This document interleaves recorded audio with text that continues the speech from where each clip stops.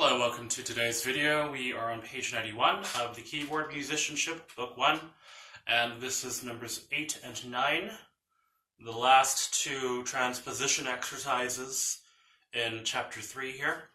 So let's go ahead and take a look at number 8, which is called, these are both tonic and dominant 7th chords pieces. They do have abbreviated 7th chords.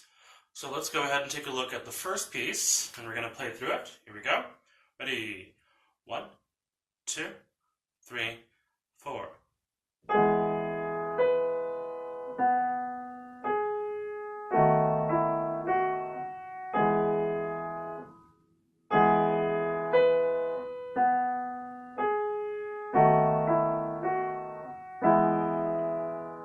And so as you've noticed, the legato sometimes does come from the note here, down here, it kind of stretches down, but then it goes right back up to the right hand part. So make sure that you play the melody nice and legato, little lifts for the non-legato left hand chords.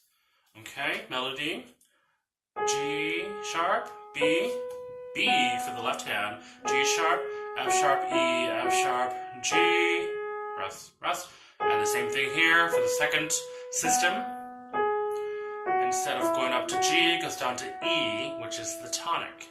Left hand, E major, sharing with the melody responsibilities, but only for a half note, then rests. We have this B dominant 7th chord abbreviated here, and then back to E major.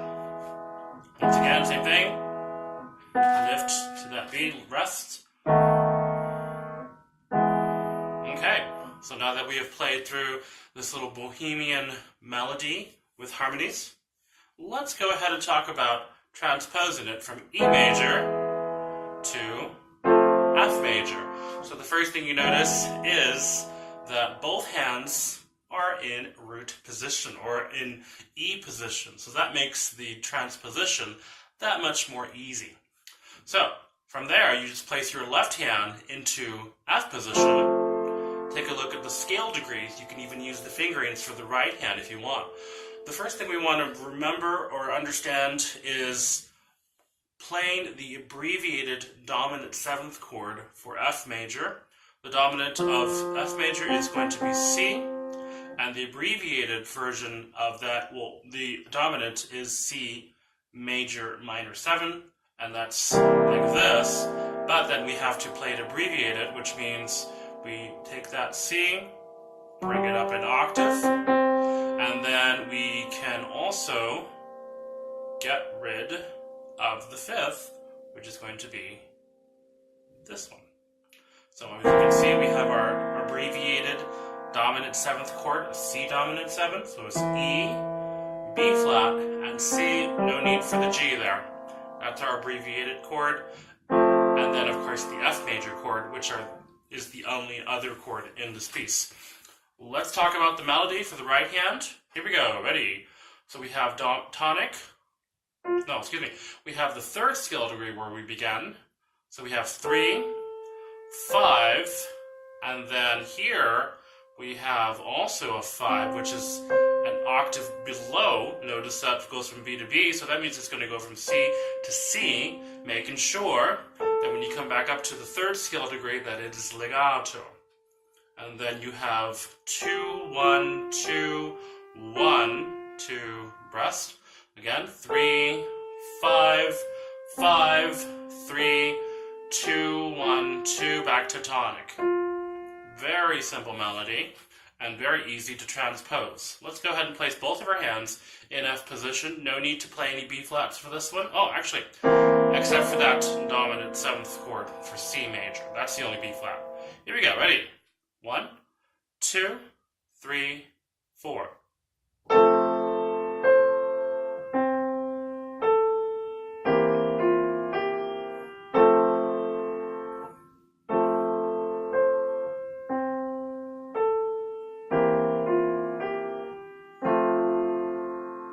So you notice that I did play a little bit softer in the second system because it is mezzo forte. Please observe the dynamics. and the articulations. When you transpose, it means that you have to transpose everything, including those elements. Okay, so that is the number 8 Bohemian melody with chords. Let's take a look now at number 9. Now, number 9 is an easy transposition because it is in A flat major. And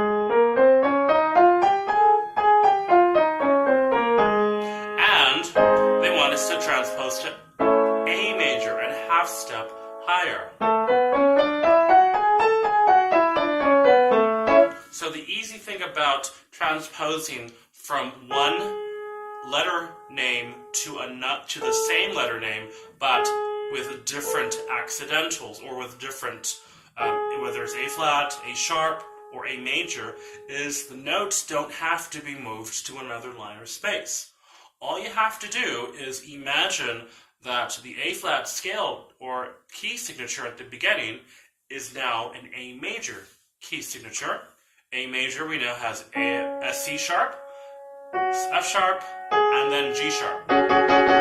Those are the only black keys in our A major scale. But let's go ahead and play the melody here, folk song, number 9. Okay, so we have here some interesting ways to address chords. We have our A flat, which is the tonic chord, but then we have this E flat dominant 7th chord. It does not have a 5th, but notice that it is played in root position without the 5th. So it kind of looks like a different type of chord, but it is still dominant 7th. E flat. It goes back to A flat major, and then it goes back to this one here. Now here, on the second to the last measure, we do play the E flat dominant 7th chord in an abbreviated version and in the second inversion, or excuse me, in the abbreviated way in the second inversion as we usually have been playing so far. So that's the one we have to learn how to play that way, so that when you transpose it to A major, we have to be able to play the E major dominant 7th chord in the root position without the 5th, and then of course in second inversion abbreviated this way as well. So be able to do both of those. Let's just go ahead and play this melody with its chords. Melody is legato as usual, while the chords are non-legato. Okay, this is a pickup bar, mezzo forte, but we also have a mezzo piano dynamic. Let's observe those dynamics. Here we go. 1, 2.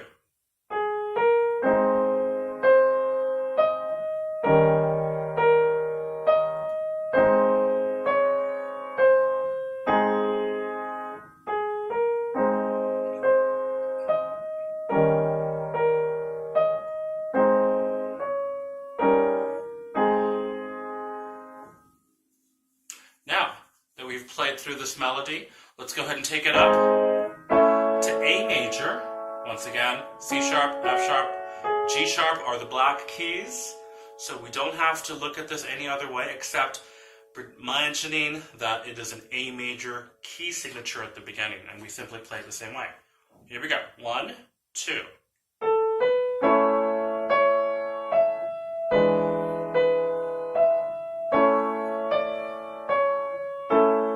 Softer.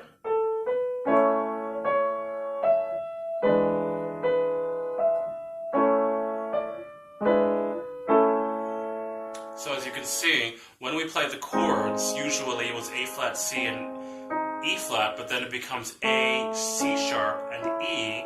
With the dominant 7th of E, the E flat, G, and D flat, we just move up a half step like this. So E, G sharp, and D. And then of course with the E flat dominant 7th, we just bring each key up a half step, and we have our new abbreviated second inversion E flat dominant 7th chord, and of course we go back to A major tonic, which is the new transposed key. So as you can see, number 9 is quite simple, and I would expect after having all of this practice transposing, you wouldn't have a difficult time doing either of these pieces on the page 91 because they are back, both hands in root position, or they are in their own hand position.